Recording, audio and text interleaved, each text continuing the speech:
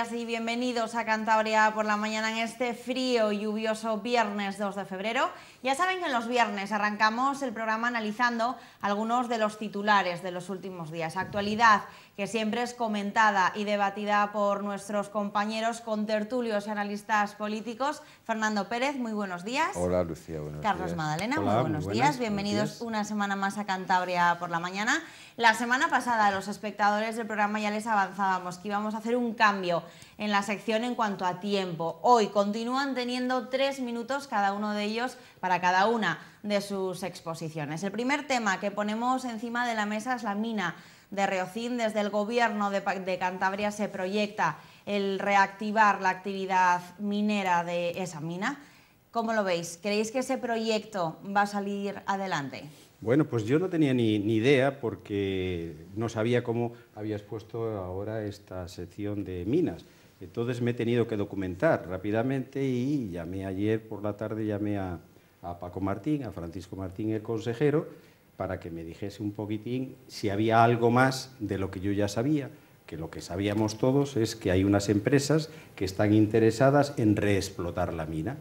Entonces me estuvo explicando que sí, que había además el interés muy importante por parte de 6 empresas concretamente, me dijo que se habían adjudicado 6 cuadrículas. Ya sabéis que la cuadrícula es la unidad minera para establecer una superficie de explotación y empezar a hacer las catas y los sondeos. Entonces está todo puesto, todo está preparado para iniciar en su día y cuando tengan las licencias de los correspondientes ayuntamientos, hacer las catas y ver lo que hay. Sí me adelantó, que eso sí que me sorprendió, que según su criterio había 6.000 millones de mina. Es decir, que había un producto valorado en 6.000 y eso ya me dejó un poco perplejo y anonadado. Es decir, que ya si se empieza a hacer algo, se inicia con un remanente anterior, un bagaje que es muy importante y tiene precio y tiene valor. Entonces, cambiaron la ley, se produjeron los concursos, las adjudicaciones y son 6 los que están. Hay unos chipriotas, unos canadienses, unos australianos, que eso es lo más importante. Y luego hay otras 3 empresas más, una de ellas incluso de Santander, no sé de quién. Y me dice, pues oye, esto va por muy buen camino, está muy ilusionado.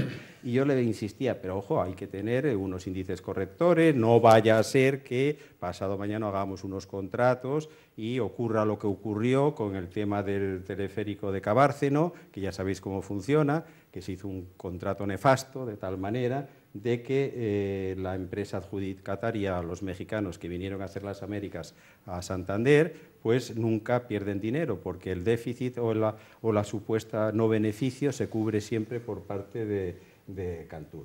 Una cosa que evidentemente no va a volver a ocurrir aquí en este tema. Está todo preparado y además se trata de unas explotaciones que pueden tener, pues oye, una continuidad importante, pero claro, también hay otros aspectos que hay que ver, que es el tema medioambiental, el tema geoestratégico, hay que ver más cosas porque muchas veces a nosotros, a todos, cuando nos viene alguien de fuera, pues nos nubilamos y decimos, hombre, porque debido a la precariedad que tenemos de empleos, hoy, por ejemplo, nos colocan a Cantabria como la que más pérdida de empleo ha tenido en el mes de enero.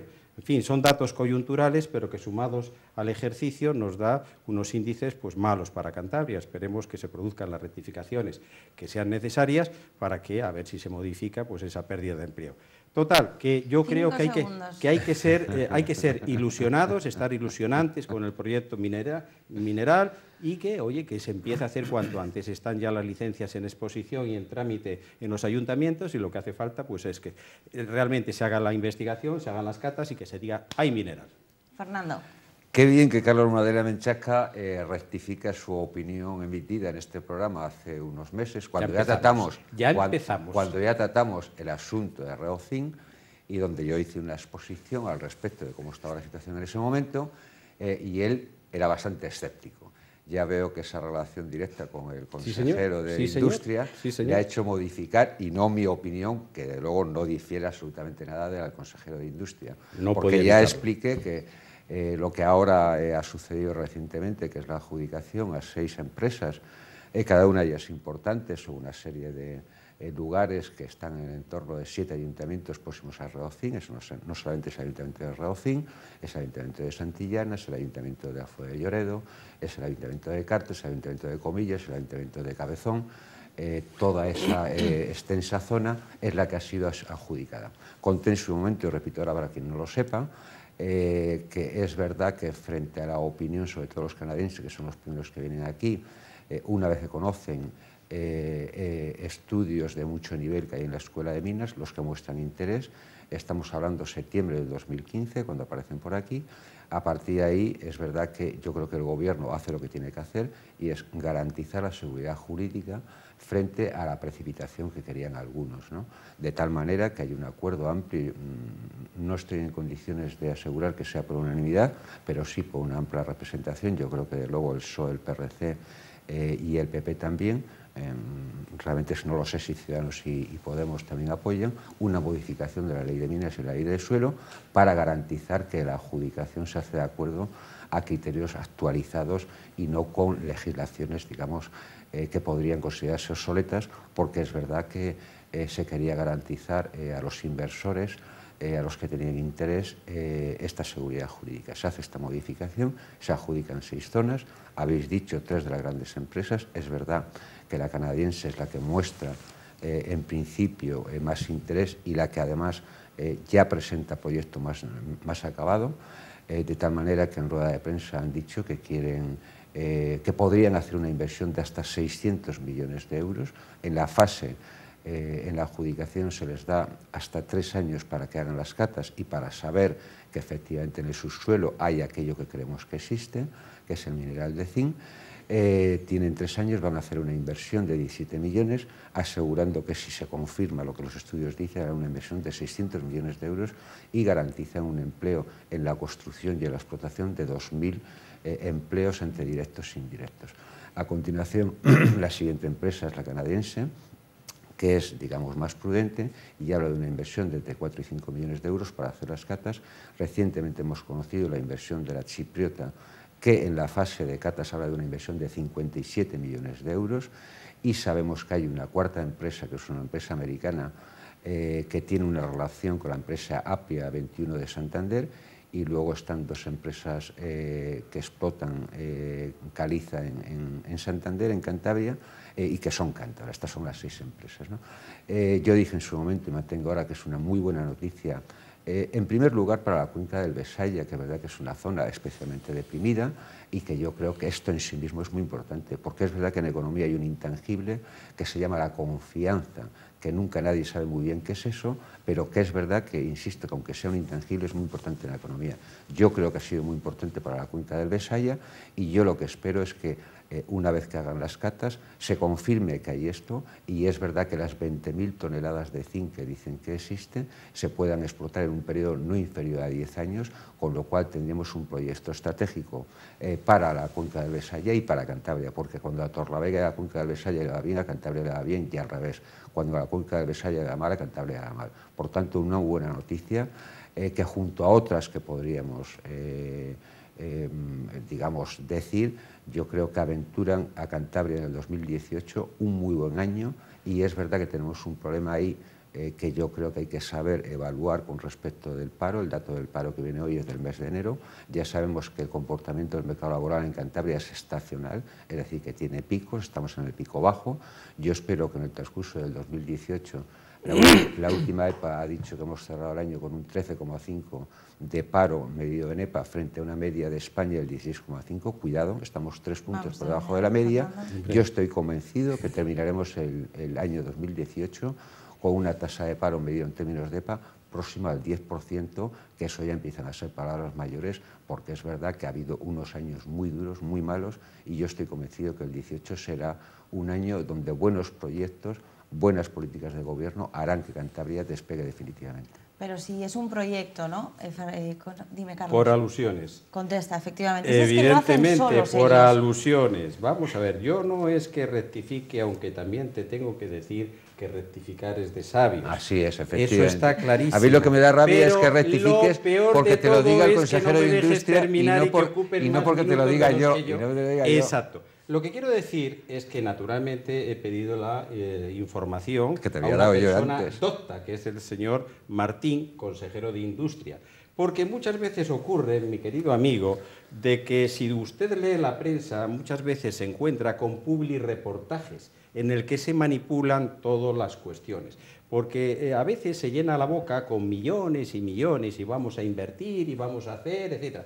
Porque después, ahora estamos un poquitín en la exploración del terreno, estamos en las catas, estamos en los sondeos, que todavía no se han realizado, que se van a realizar y todos estamos muy ilusionados. Y después, cuando se empiecen a realizar, vamos a hablar del dinerito, vamos a hablar de la financiación, vamos a hablar de los recursos propios. Financiación privada. Vamos a ver de dónde sale el dinero, etcétera, de los avales y de los famosos sodercanes y de los famosos prestamistas de dinero, avalistas, etcétera. ¿Qué quiero decir? No abundo, ni empiezo a decir lo que todavía no ha ocurrido, porque hay que estar, como dicen los tribunales, a actos propios siempre.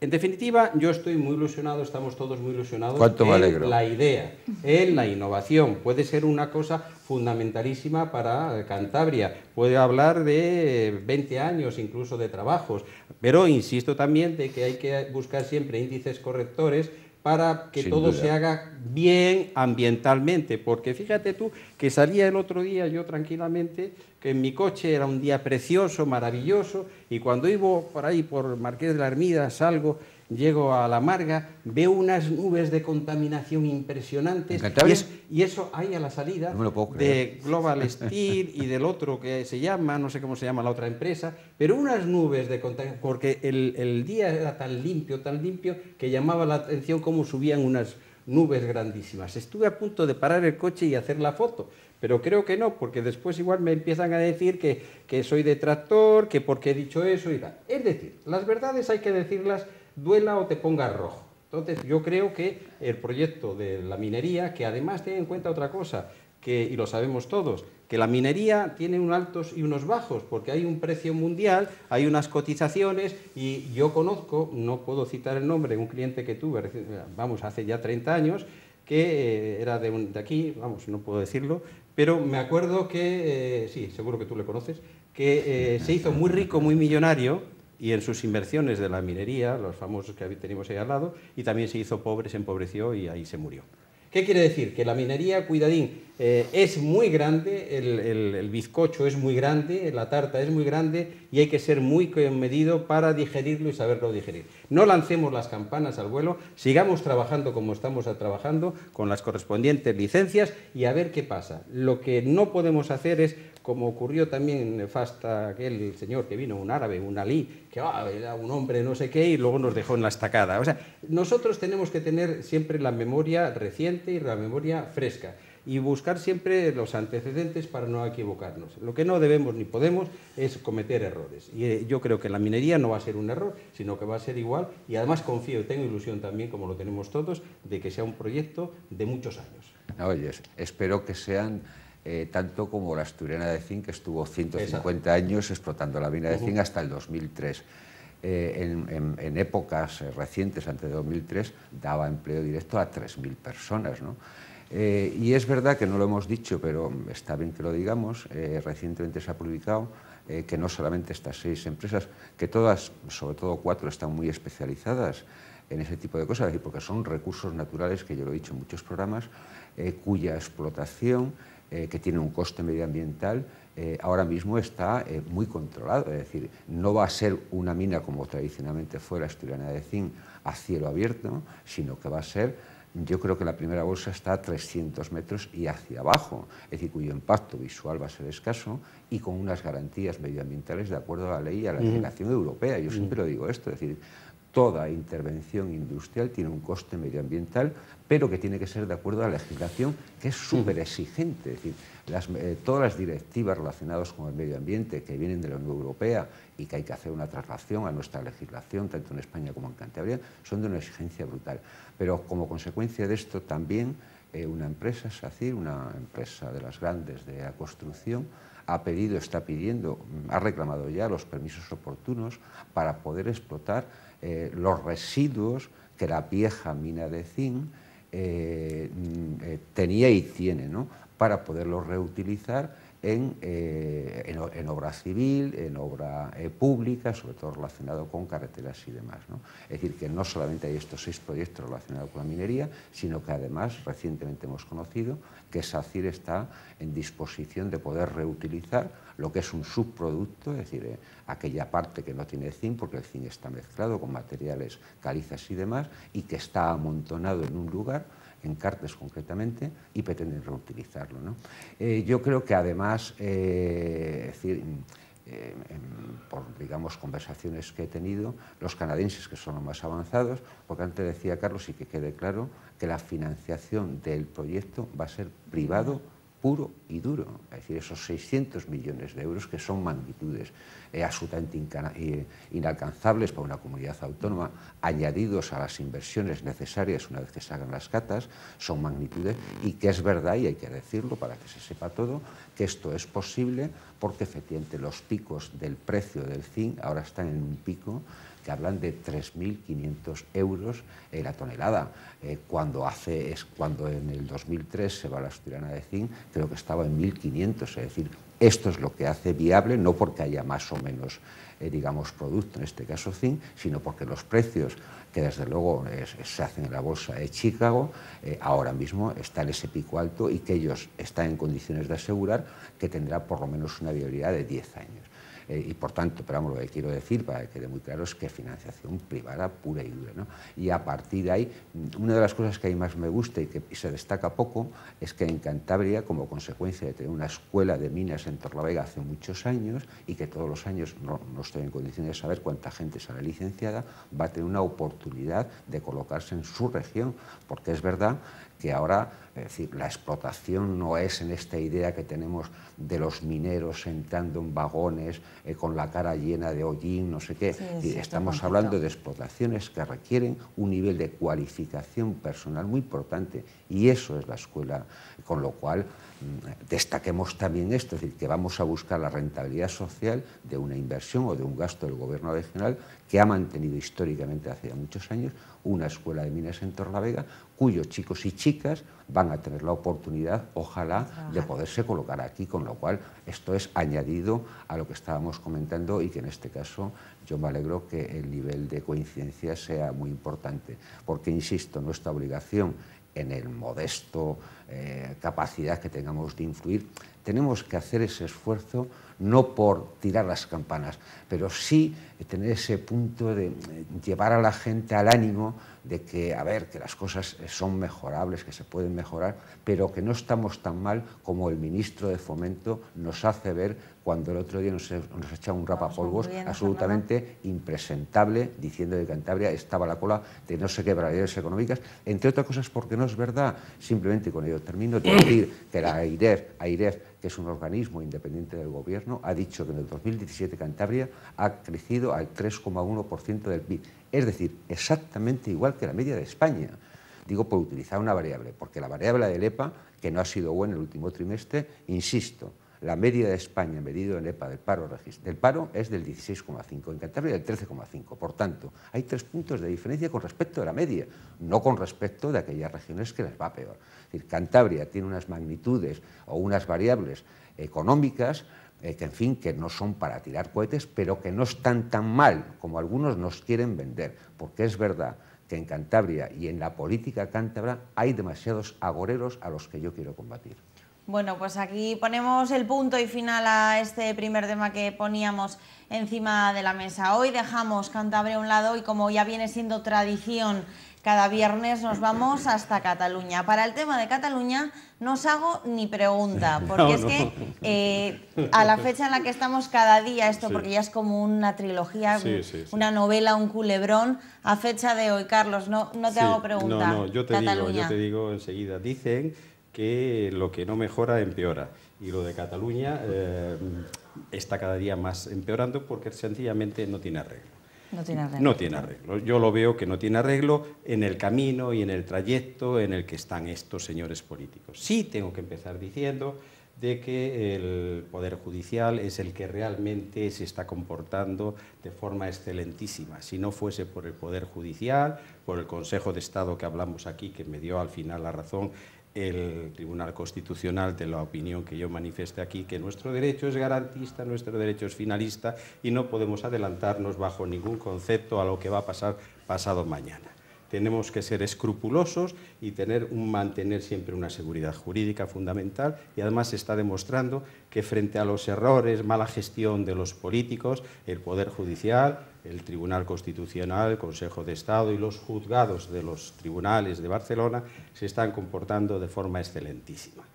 En segundo lugar, hay un tema muy importante que es el siguiente, que han salido ayer unos SMS del señor Puigdemont, en el que dice, pues oye, que más o menos ya está vencido, está derrotado, y al día siguiente o en el mismo día ya la señora Soraya, el Rajoy, el Dastis y el Zoido, que para mí es una banda de torpes, todos son una banda de torpes, es el gobierno de así España. De alto, es el gobierno de España, yo lo respeto, bueno, como si fuese el gobierno de Pedro Sánchez, y yo, si lo hace mal, diría es un gobierno de torpes. Y bueno, sigo diciendo, y torpe por y qué, banda siempre que Fernando me deje hablar. Entonces han salido diciendo, se acabó el problema catalán, ahora llegará la vía Junqueras, se elegirán un nuevo presidente de la Generalitat, y aquí paz, y aquí gloria, y el señor Rajoy se marchará otra vez a la Moncloa a sestear porque el problema se ha terminado. No, señores. El problema catalán no se ha terminado. El problema catalán es de sentimiento, es de naturaleza y de idiosincrasia, de lengua, de cultura, de idioma, es de muchas cosas el problema catalán, que podía no ser problema catalán si realmente hubiese un engarce totalmente con el resto de los pueblos de España. ¿Qué va a pasar? Porque realmente no se va a arreglar. Pues va a pasar que van a nombrar finalmente un presidente de RC y entonces todos los independentistas, los pocos, que no son 2 millones, porque aunque hayan votado 2 millones de independencia, lo cierto que esto es coyuntural, porque el movimiento independentista históricamente, y no vamos a empezar a hablar de ello, pues existe desde el principio de los desprecipios y desde la Corona de Aragón. Y no es así. El movimiento independentista sube y baja, pues oye, como un suflé, como lo decía muy bien el señor Margal, decía esto es como un suflé. ¿Qué va a pasar? Pues que estos señores, porque no van a producirse elecciones otra vez, porque si se producen elecciones otra vez, posiblemente la señora Arrimadas suba más todavía, que eso es mi concepto de lo que puede ocurrir, y el PSC catalán baje todavía más. Entonces, como no se van a producir elecciones, mi idea es que va a haber un presidente de RC, el que sea, da igual. Y estos señores independistas, el grupo núcleo duro, se van a ir a sus cuarteles de invierno para prepararse otra vez para la gran llegada dentro de 5 años. Porque el señor Rajoy, el Estado, las infraestructuras del Estado, no van a responder a arreglar el problema, y el problema se tiene que arreglar en una mesa de diálogo, en una mesa para buscar la convivencia entre todos, y eso no va a suceder porque son maximalistas en los temas y análisis que ellos realizan. En definitiva, para mí hay que buscar soluciones ya, hay que empezar ya. Hasta ahora lo ha arreglado todo el Poder Judicial, pero el Poder Judicial no va a estar sine die arreglando los problemas y la mala gestión de los malos gestores que son los políticos. Porque mire usted, como yo digo muchas veces, en Alemania está ahora o va a gobernar socialdemocracia y la derecha. Aquí es impensable que se siente a negociar un señor Rajoy y un señor Sánchez, o un señor Rajoy y una señora Susana. Y es que no son capaces, y mientras no sean capaces de hacer un gobierno para el país, para los ciudadanos, las diferentes corrientes ideológicas que hay en este país, esto seguirá siendo una democracia cautiva como un piano. Lo que yo busco siempre es que realmente haya un encuentro en las diferentes ideologías de este país y hagamos país, no hagamos partidos. Señor Fernando Pérez, por alusiones que además le veíamos cuando hablaba del gobierno español, que ya Fernando se metía No, por alusiones no. Él defiende una posición evidentemente, muy bien, de hablar por hablar, y yo voy a ver si voy a dar algunos argumentos, ¿no? Yo creo, en fin, yo empezaba diciendo el otro día que los constitucionalistas íbamos ganando 5-0 a los independentistas. Y además lo expliqué, o sea, no solamente me dedico a decir, sino argumento el por qué yo creo, las 5 razones por las que vamos ganando, ¿no?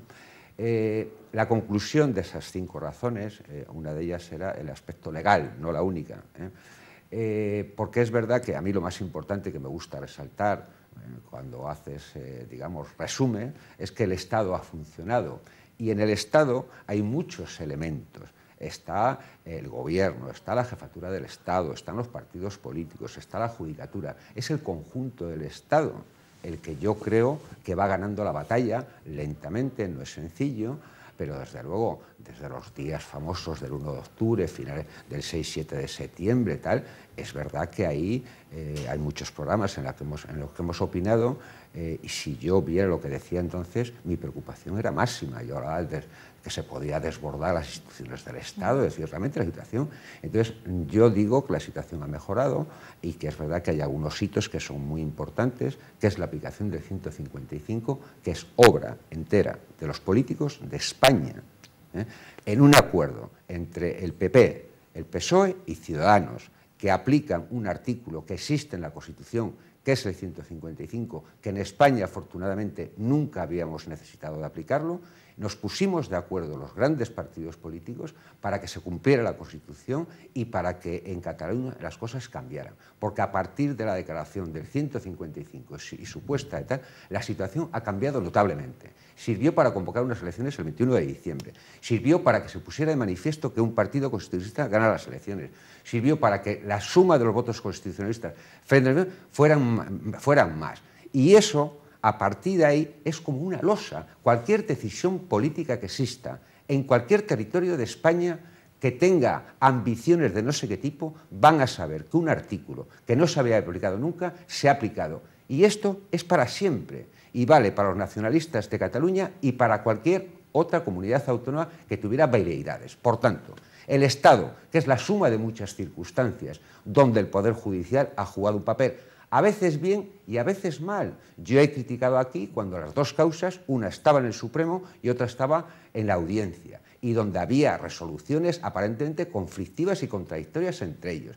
Yo creo que ha jugado su papel, pero como lo ha jugado, y yo lo he dicho muchas veces, la jefatura del Estado con su famoso discurso fue del 4 o del 3 de octubre, que fue una pieza clave también en este largo proceso. Por tanto, yo concluyo, como decía el otro día, aunque las cosas vayan lentas, van bien. Y por último, para terminar, hablar de la división de los independentistas, que desde el punto de vista del análisis político es fundamental. Ahora mismo hay 4 fracciones dentro del independentismo, que está la CUP, está Esquerra, y 2 fracciones del PDK, porque el PDK es una cosa y Juntos por Cataluña de Puigdemont son otra cosa. Son 4 fracciones dentro del independentismo con estrategias, no diré que totalmente diferentes, pero sí divergentes en alguna cosa como cuáles son las soluciones. Unos se aferran a que Puigdemont tiene que ser lo que es imposible que sea, que es presidente de la Generalitat, y otros dicen que hay que hacer una presidencia efectiva, es decir, que gobierne, que es lo que los ciudadanos de Cataluña necesitan